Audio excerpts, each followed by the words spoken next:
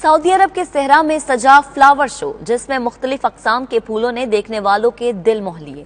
مزید احوال جانیے عمیر علی کی رپورٹ میں۔